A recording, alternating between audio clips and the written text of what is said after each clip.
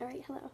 In this video, I will be discussing my 3D print, which is a spaghetti measure, and how I picked this, as well as how this connects to the food research project that I'm doing, and the process of 3D printing this, and the challenges that I faced while doing it, as I've never done a 3D print before.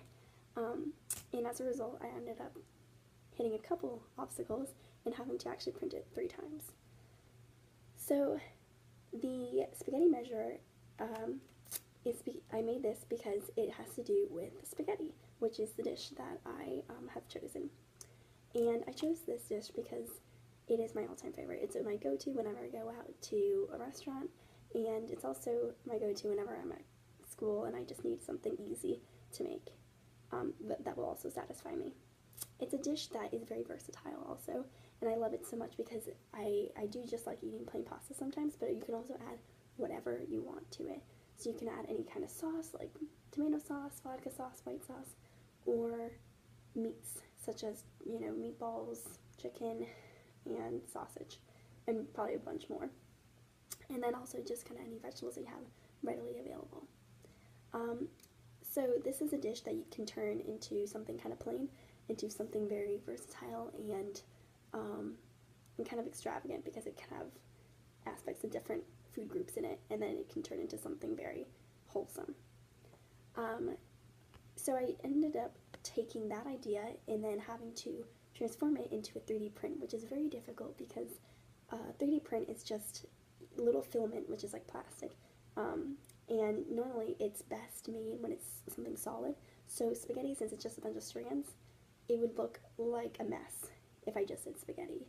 So I actually ended up having to make something different, and it's very difficult when I was thinking of ideas beyond spaghetti that also had to do with spaghetti.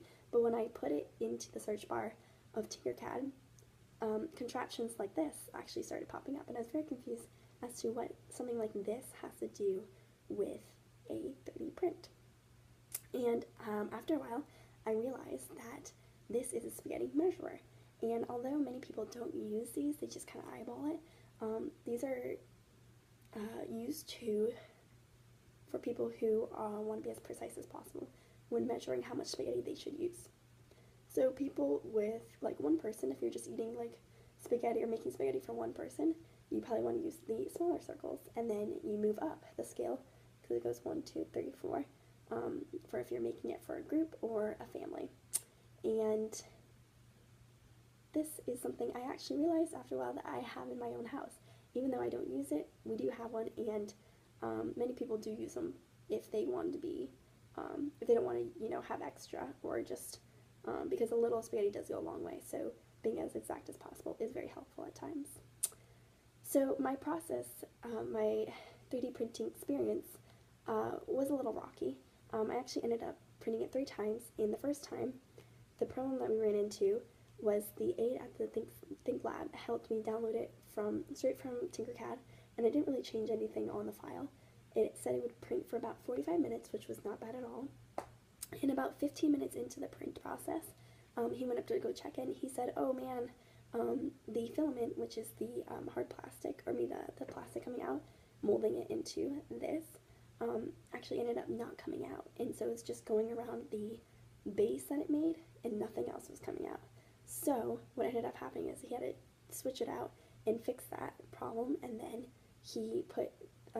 we built it again, and it ended up looking fine. And then somewhere between spring break, going there and back to Fredericksburg, I ended up losing it. So I had to do it a 3rd time, which is this one.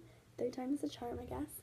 And this print was a bit different because we actually ended up putting a raft under it, and a raft is there to make sure that we wouldn't hit any obstacles, because the machine sometimes can't process having to have empty circles, and so having a raft under it makes sure that it has a base to build on top of, instead of just building straight onto the platform. So I ended up just printing this. It took about an hour. It was a bit longer because of the raft, but the 3rd time went perfectly fine. It's very easy just to peel off afterwards, and then I ended up painting it yellowish gold for a pasta color, and then I put black in the indentations because it has 1, 2, 3, 4. It did it itself, the machine did it, and then it says spaghetti measurer. And I did the front and the back, and it turned out very lifelike and realistic. So this is my 3D print. Thank you.